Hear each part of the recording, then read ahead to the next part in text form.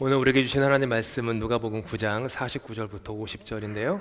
두 절밖에 안 되는 짧은 본문이니까 저와 함께 한 목소리로 처음부터 끝까지 읽도록 하겠습니다. 시작. 요한이 여짜오되 주여 어떤 사람이 주의 이름으로 귀신을 내쫓는 것을 우리가 보고 우리와 함께 따르지 아니하므로 금하였나이다. 예수께서 이르시되 금하지 말라. 너희를 반대하지 않는 자는 너희를 위하는 자니라 하시니라. 너희를 위하는 자, 너희를 위하는 자라는 제목으로 하나님 말씀 은혜 나누도록 하겠습니다. 제 딸 아이니가 갓난아기 시절 때 이야기입니다.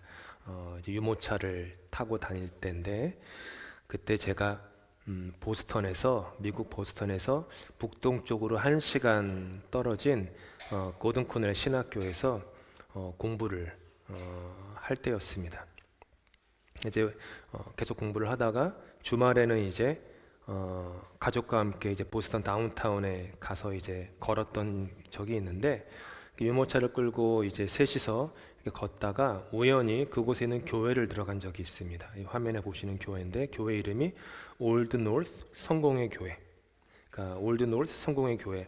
그러니까 1600년대에 메이플라워 호를 타고 영국에서 지금 미국 그 매사추세츠 보스턴 지역으로 왔던 사람들이 플리머스라고 하는 식민지를 만들고 도시를 개발하면서 수많은 교회를 세웠는데 그 중에 한 교회입니다. 사진에서 보듯이 이 교회가 좀 특이합니다.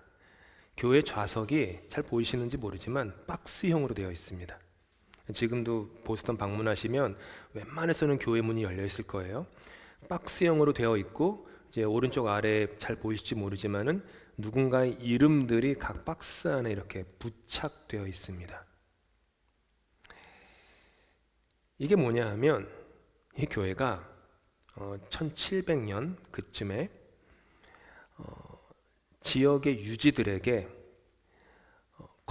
교회 건축과 교회 재정 마련을 위해서 상당한 금액을 받고 예배당의 좌석을 판매한 겁니다. 보시는 예배당 강대상 제일 앞에 있는 1층 제일 앞쪽의 박스 좌석이 1700년에 30파운드였습니다.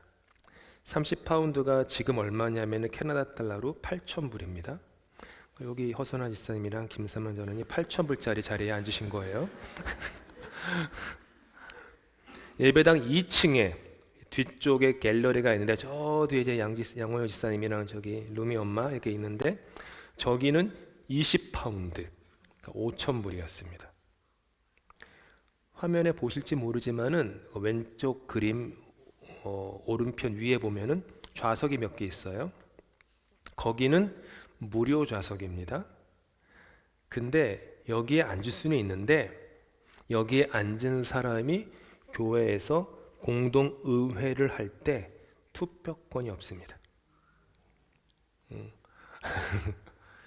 신기한 요지경 세상이 있었죠.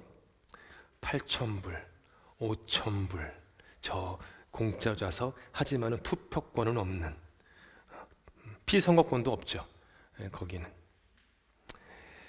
사회가 선진화되고 민주화되면서 이런 부조리는 상당 부분 사회에서도 교회에서도 철폐되었습니다. 그런데 제가 볼 때 안타깝게도 이런 것들은 구조적으로 철폐가 되었지만 사람의 마음은 그렇게 크게 달라진 것 같지는 않습니다.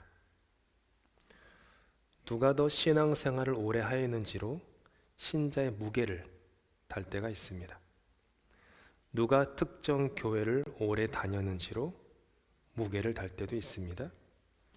누가 더 봉사와 헌금을 많이 했는지로 신자의 무게를 달 때가 있습니다. 물론 겉으로는 안 해요.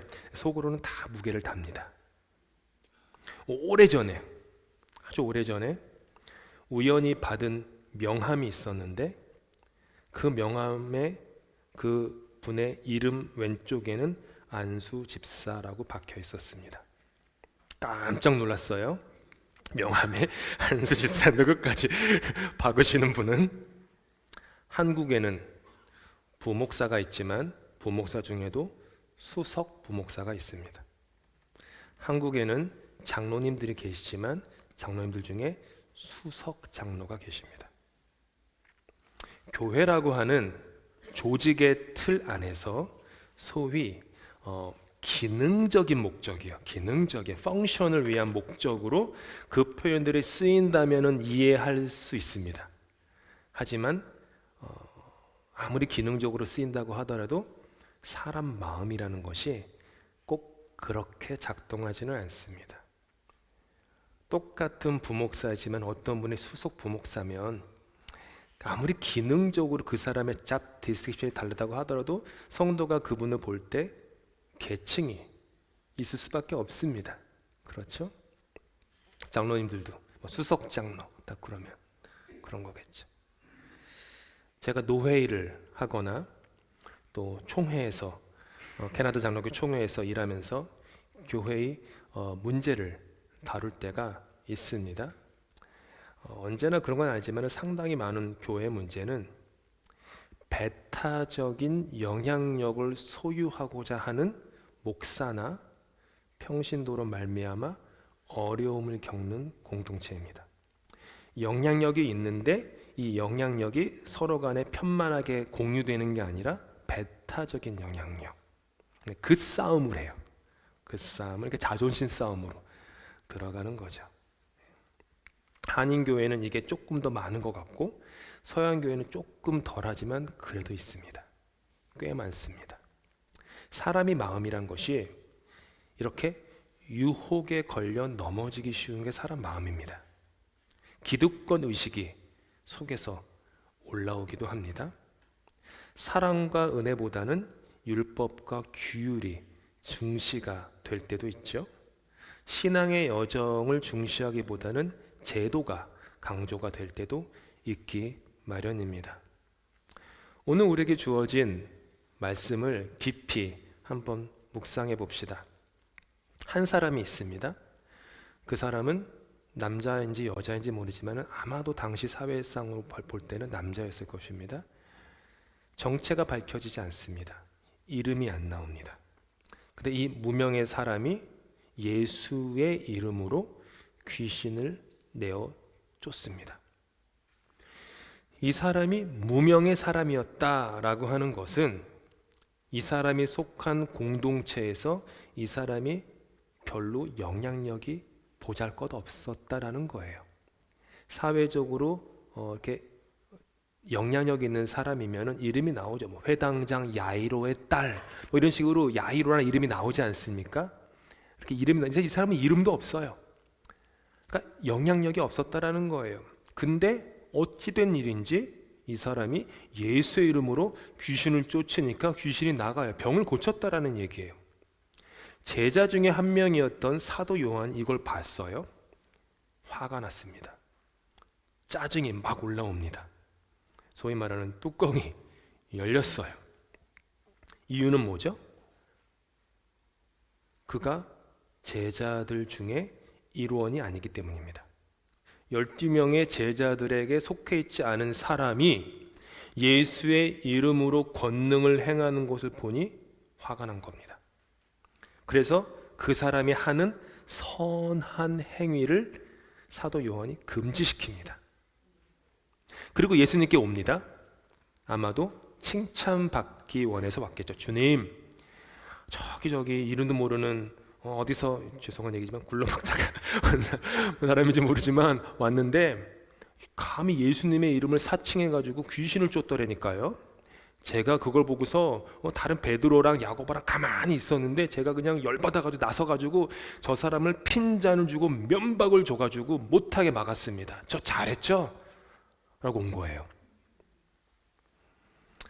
예수님은 이렇게 말씀하세요. 함께 읽을까요? 50절 말씀. 금하지 말라. 너희를 반대하지 않는 자는 너희를 위하는 자니라. 금하지 말라. 너를 반대하지 않는 자는 사실은 너를 위하는 자다. 그러니까 그 사람이 너를 위한 거야. 사도 요한은 자기에게 해가 됐다고 생각했는데 예수님은 아니, 그 사람이 한 행위는 너를 위한 거야. 이런 얘기를 하는 거예요.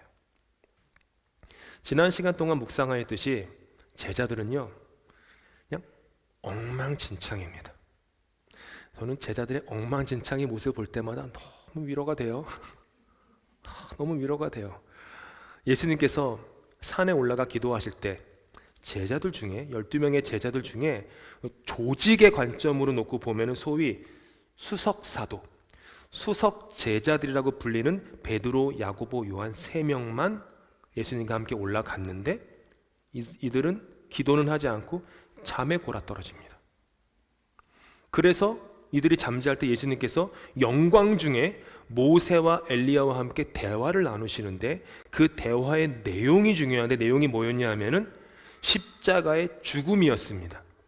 십자가의 죽음을 말하고 있는데 베드로가 잠에서 깬 다음에 그 모습이 너무 화려한 것을 보고 감동한 나머지 여기가 너무 좋사오니 이 영광의 자리에다가 집 3채를 지어가지고 영원토록 여기 머무십시다. 그러니까 엉뚱한 얘기를 해요. 그러니까 요즘 이런 속어를 쓰면 안 되는데 일본 속어인데 핀트가 안 맞는 거예요. 핀트란 단어 아세요? 핀트가 안 맞는 게 네덜란드 단어에서 온 단어. 네덜란드어가 일본에 가가지고 일본에서 한국말로 핀트가 된 건데 핀트가 안 맞는, 초점이 안 맞는다는 거예요 지금. 산 아래의 제자들은 9명이 있었습니다. 이들도 마찬가지예요. 예수님께서 병 고치는 권세를 주셨는데 그 권세를 제대로 사용하지도 못한 채 내 아들 좀 살려주세요 라고 간청하는 아버지의 부탁조차 들어주지 못합니다. 그리고 예수께서 내려오셔서 12명을 다 모아두고 얘기하세요. 얼마 후에 인자가 사람들의 손에 넘겨지는 고난을 겪게 될 것이다. 죽음을 얘기하세요. 고난을 얘기하세요. 사람들의 거절과 사람들의 핍박을 얘기하세요. 근데 예수님이 잠깐 자리를 비운 틈을 타서 그 12명은 무슨 다툼을 했냐 하면은 내가 너보다 커. 누가 더 크냐는 논쟁을 하고 있습니다. 엉망진창이죠. 오늘 본문에서는 자신들의 그룹에 속하지 않았다고 해서 자기들 스승의 이름으로 스승의 뜻을 받들어 선을 행하는 무명의 사람에게 심한 면박을 줍니다. 엉망진창도 이런 엉망진창이 없는 모습입니다. 제자들이 가진 마음은 2가지 정도로 보입니다. 첫째가 이 배타적 기득권이에요. 자신들만이 예수의 이름으로 권능을 행할 수 있는 자격이 있다. 이 자격이라는 단어가 들어오면요, 이때부터 문제가 생겨요. 어느 공동체나 똑같습니다. 자격이 있다. 영어로 얘기하면 entitlement가 있다. 그러면 거기서부터 뭔가 미묘한 문제가 생깁니다. 제자단, 이 우리의 서클이라고 하는 그 선을 그어놓고 제자단 안에 있는 사람과 제자단 밖에 있는 사람을 구별합니다. 그 사람이 행하는 선한 행위를 분별하는 게 아니라 속해 있냐 속해 있지 않았냐를 갖고 구별을 하는 거죠. 독사의 자식들이라며 온갖 책망은 다 들었던 바리새인들이 하던 것과 똑같은 행동을 제자들이 하고 있는 겁니다. 나는 이러이러하기 때문에 자격이 있다. 당신은, 여기서는 무명의 그 남성이겠죠. 너는 이러이러하기 때문에 자격이 없어. 예수의 이름을 언급하지도 마. 아무리 그 일이 선한 일이어도 하지 마. 이런 거예요. 이런 것처럼 이 배타적 기득권이나 이런 거, 이것처럼 사랑과 은혜의 공동체를 허무는 작은 여우가 없습니다. 부부 사이도 그래요. 부부 사이에서도요, 남편과 아내가 갑자기 이 자격이라는 단어가 들어오면요, 가정을 허뭅니다. 내가 이거 했잖아. 당신은 왜 그렇게 못해? 내가 그때 이거 포기했잖아. 주로 이런 일이 언제 벌어져요? 추석 때 벌어지죠. 명절에 가족이 모여가지고 좋게 얘기를 하다가 그런 얘기가 쓱 올라와요. 신우이랑도 이렇게 내가 이거 제사상 이렇게 차렸는데 지난번에 언니는 안 했잖아. 뭐 이런 거 자격이 올라와요. 이러면 이제 그때부터 아무튼 이상해져요. 다들 경험해 보시는 거 해 보셨던 것들. 그게 이 포도원을 허무는, 공동체를 허무는 작은 여우인데 사실은 본인 스스로의 영혼을 물어뜯는 큰 늑대입니다. 내 손해예요. 결국에는 이런 배타적 기득권이 있었는데 이들 이면에는요 또 다른 게 있었어요. 참 신기한 이게 뭐냐면 열등의식이 있어요. 열등의식 뭐냐 하면 제자들은 자신들의 옷자락을 붙잡고 제발 내 병든 외아들을 살려달라는 가련한 아버지의 호소를 들어주지 못했어요. 실패했어요. 내가 실패했는데 이 제자단이라고 하는 특별한 사람들이 실패했는데 저기 어디서 살다가 온지도 모르는 무명의 이름 모를 남성이 갑자기 예수의 이름으로 병을 고치는 거예요. 열등의식이 올라오는 거죠. 그 안에서. 그러면 이런 말이 나와요. 우리도 쓸 때가 있어요. 내가 실패하면 당신도 실패해야 돼. 이런 못난 마음. 내가 안 되니까 너도 안 돼야 돼. 나에게 이득이 없으니까 당신도 이득을 보면 안 돼. 이런 마음, 열등의식 이런 것들이 올라오는 거죠.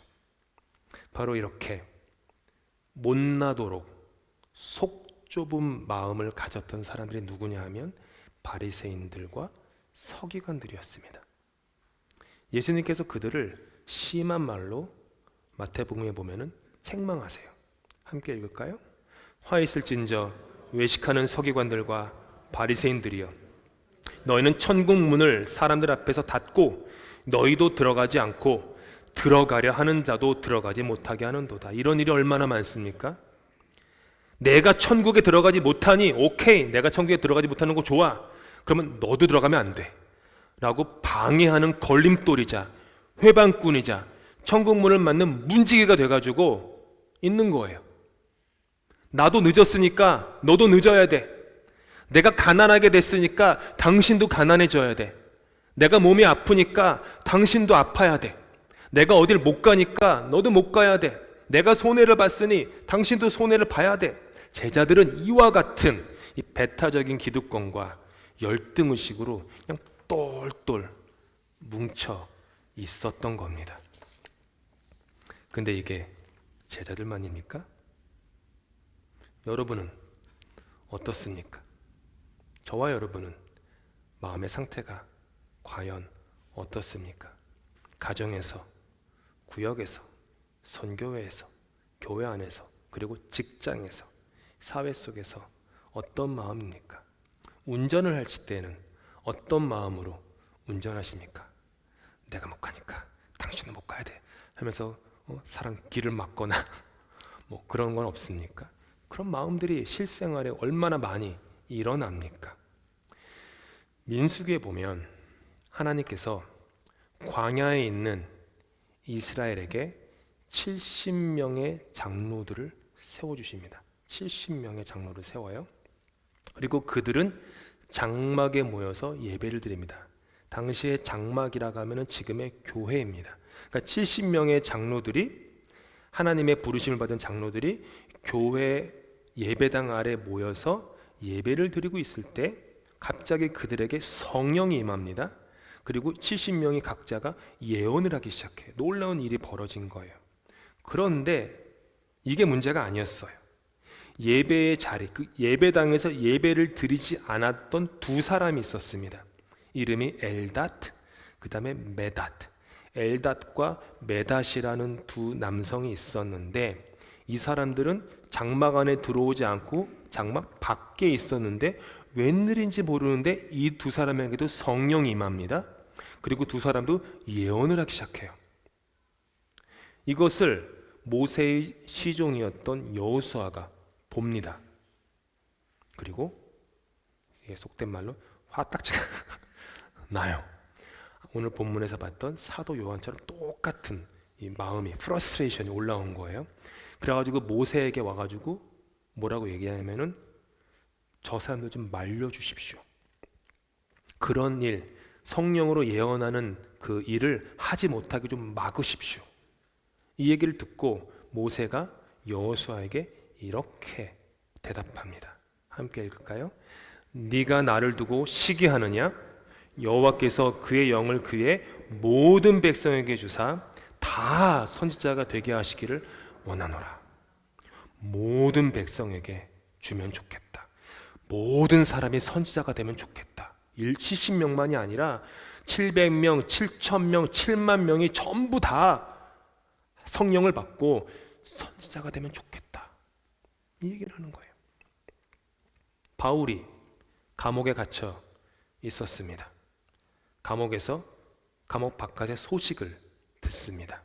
어떤 소식이냐 하면은 어떤 사람들은 선한 마음으로 그리스도를 전하고 있었고 어떤 사람들은 선하지 못한 마음으로 그리스도를 전하고 있었다. 여기서 선한 마음은 이거예요. 선한 마음을 가진 사람들은 바울을 향한 사랑의 마음으로 복음을 전하고 있었고 선하지 못한 마음을 가진 사람들은 바울에게 괴로움을 더하게 하려고 복음을 전하고 있었다라는 거예요. 이 소식을 바울이 감옥에서 들어요. 이 빌립보 감옥에 있을 때였는데요. 이 소식을 듣고 바울이 이렇게 동료 그리스도인들에게 대답합니다. 함께 읽겠습니다. 그러면 무엇이냐? 거칠애로 하나 참으로 하나 무슨 방도로 하든지 전파되는 것은 그리스도니 이로써 나는 기뻐하고 또한 기뻐하리라. 상관없다. 선한 마음으로 하건 조금 불순한 마음으로 하건 오직 내가 보는 것은 그리스도의 이름이 전파되는 것이다. 그리스도의 이름만 전파되면 내가 손해보는 것쯤 아무렇지도 않다. 내 이름에 먹칠을 하는 거 아무렇지도 않아. 나는 기뻐해. 기쁘고 또 기뻐. 그리스도만 전파되면 돼. 이 얘기를 하는 거예요. 한번 생각해 보십시오. 모세와 바울의 이 마음의 통이 얼마나 큽니까? 예수님이 오늘 제자들에게 하신 말씀의 초점은 이거예요. 너의 마음을 키워라. 네 마음이 너무 작다, 요한아. 밴댕이 쏘갈딱지네. 그 얘기하는 거예요. 너무 작다. 마음을 키워라. 우리는 마음의 그릇을 넓혀야 합니다. 우리는 어제보다 오늘, 오늘보다 내일 한 뼘 더 너그러워져야 됩니다. 내가 하지 못하는 일을 다른 사람이 하면요, 진심으로 박수 쳐줄 줄 알아야 합니다.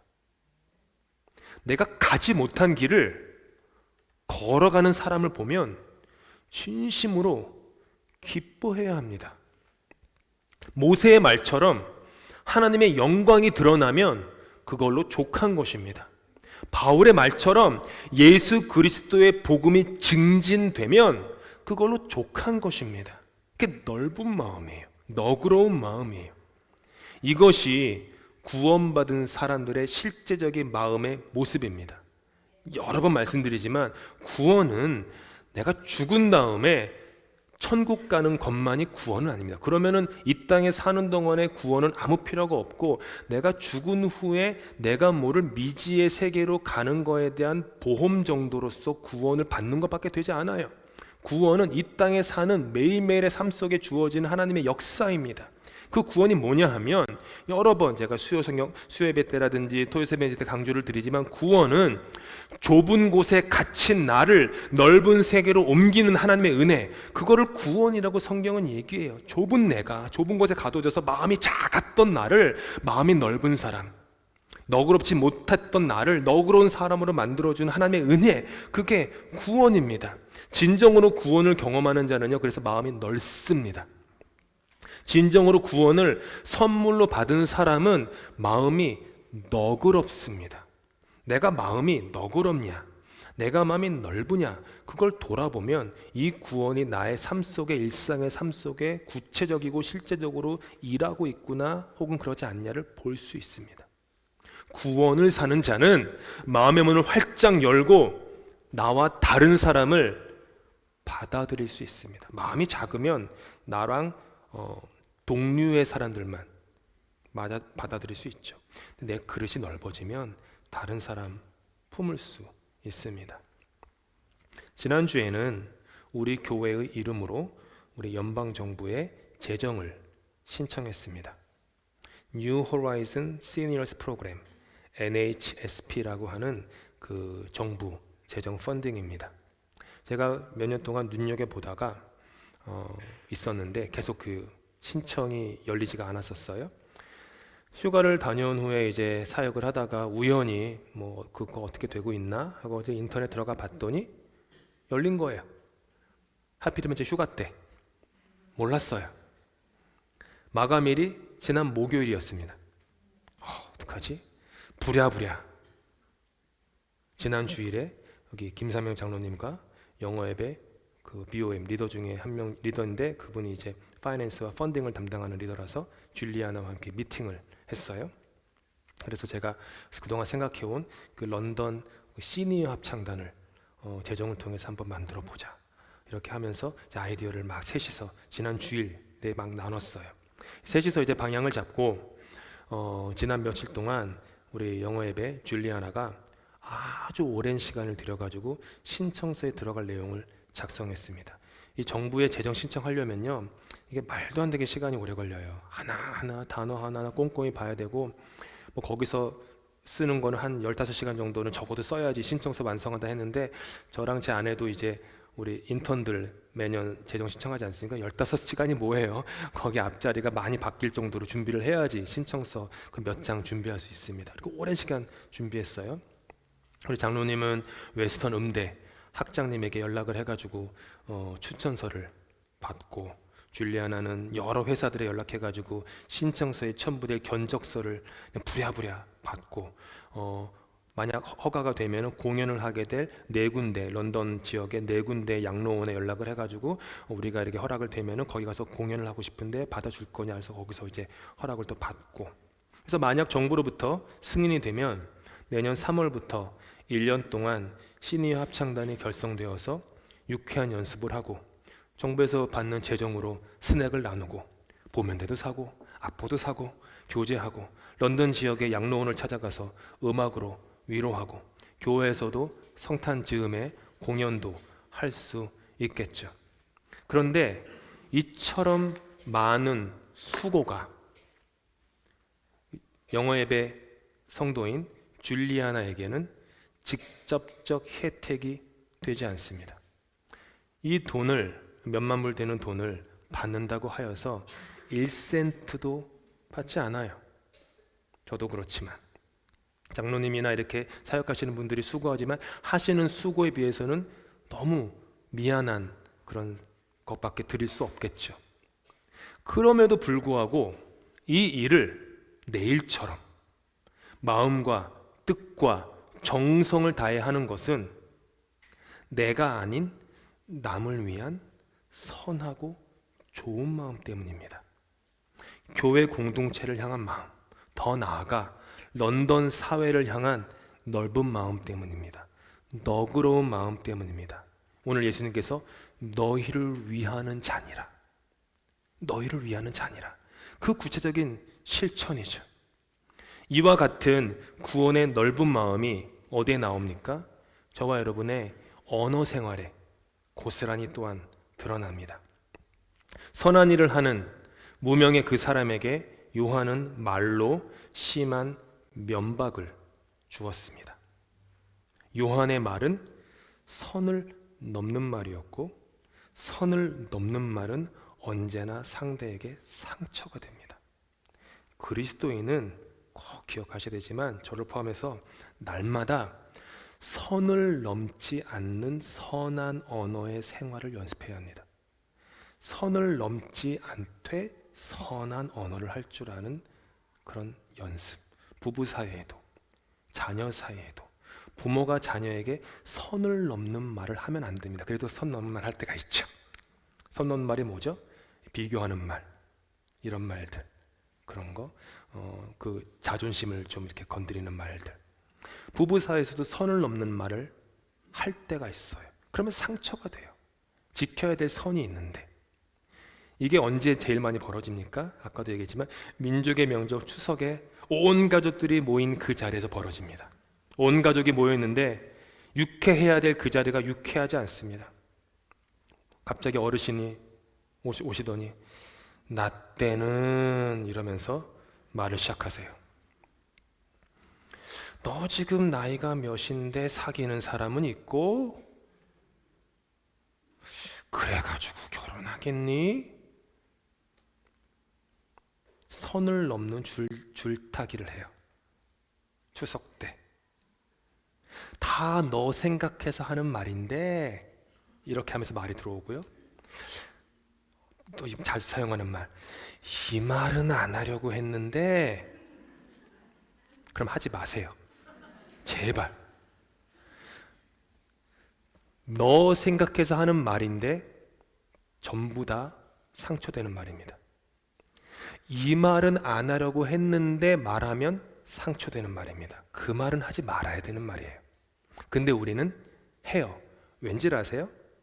저도 그런 실수를 할 때가 있지만 내 안에 있는 감정을 상대방이라고 하는 쓰레기통에 집어넣는 거예요. 그래서 내 안에서 쓰레기를 치우려고 하는 거예요. 그러면 나는 끝난 거예요. 근데 그 사람은 무슨 잘못이 있어요? 쓰레기를 받았는데 쓰레기통이 되는 거예요. 감정의 쓰레기통. 그런 일들이 추석 때, 설날 때 비일비재하게 벌어집니다. 그러면 또 이렇게 오랜 시간 운전하고 이렇게 성묘하러 또 내려가야 돼? 그러면 또 여보 진짜 그래도 한번 이번 가야지 또 설득하고 막 이런 일이 벌어지는 거예요. 타인을 평가의 저울에 세우고 내 감정의 쓰레기통으로 삼는 것, 선을 넘는 겁니다. 상대의 기분을 헤아릴 줄 아는 배려가 깊은 사람이 통이 큰 사람입니다. 이렇게 마음의 통이 큰 사람이 그리스도인이 되어야 하지 않겠습니까? 성경이 아멘 잘 안 하시는 거 보니까 다 찔리시는 게 있는 거예요. 네, 회개하십시오. 저도 그렇고 우리 다 똑같아요. 저도 이렇게 설교하지만 제가 늘 얘기하잖아요. 목사 직업이 어려운 게 내가 되지도 않고 가지도 못한 걸 자꾸 얘기를 해야 돼요. 이게 너무 양심이 너무 걸려요. 매주일마다 내가 가서 따라와요 얘기하면 떳떳할 텐데 이게 안 돼요. 그러니까 제 아내랑 저랑 얘기하면서 제가 맨날 토요일날 내가 설교 이거 준비했는데 내가 아직 가지도 못했고 하지도 못하는데 성도들에게 그 얘기를 해야 돼. 너무 괴로워 양심적으로. 그럼 제 아내는 늘 위로하죠. 함께 가자고 얘기하는 거잖아.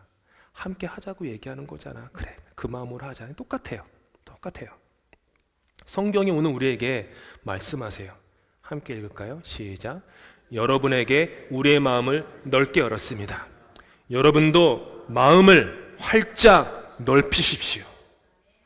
주님께 우리의 좁디 좁았던 마음을 불쌍히 여겨달라고 회개하십시다. 오직 우주보다 넓은 품을 가지고 계신 주님의 말씀과 그분의 성령으로 좁은 마음에 갇혀진 나를 넓은 열린 곳으로 옮겨지는 구원을 경험하게 해달라고 기도합시다. 만약 예수님이 나를 향해 넓은 마음을 품지 않으셨다면 죄인 중에 괴수인 내가 어찌 구원을 받고 성도가 되어 하나님의 사랑받는 자녀가 되어 교회를 다닐 수 있겠습니까? 그분이 나에게 마음을 크게 써주셨기 때문에 그 덕분에 오늘 내가 이렇게라도 살고 있는 겁니다. 그러면 우리는 그분처럼 똑같이 살지 못해도 그분의 그냥 끝자락이라도 흉내라도 한번 내보고자 해야 되지 않겠습니까? 교회를 위해서도 늘 기도합니다. 주님, 이 런던 한인교회가 마음의 품이 넓은 교회가 해주십시오. 그냥 사람 숫자가 많은 큰 교회가 아니라 마음이 넓은 교회, 통이 큰 교회, 배포가 있는 교회, 너그러운 교회, 그런 교회. 그래서 이 교회는 이상하게도 수많은 사람들을 이렇게 품고 너그럽게 받아들이고 사랑하고 그런 교회. 그렇게 예수 마음 끝자락이라도 흉내내는 그런 교회로 함께 만들어 나가십시다. 함께 기도하시겠습니다. 여러분에게 우리의 마음을 넓게 열었습니다. 여러분도 마음을 활짝 넓히십시오. 주님께서는 죄인 중에 괴수인 나 같은 죄인조차 그 품에 품으실 정도로 마음이 크십니다. 주님의 넓은 마음 안에서 은혜가 무엇인지, 용서는 무엇인지, 그리고 구원은 무엇인지 깨닫게 됩니다. 주님의 마음을 닮아가게 하옵소서. 주님의 삶을 따라가게 하옵소서. 이곳에 있는 한 사람 한 사람의 마음을 이전보다 넓게 하여 주시고, 그렇게 한 사람 한 사람 모임 이 공동체의 마음 역시 이전보다 넓어지어 주님께서 부탁하신 명령인 예루살렘과 온 유대와 사마리아와 땅 끝까지 이르러 주님의 증인이 되게 하여 주시옵소서. 예수 그리스도 이름으로 기도합니다. 아멘.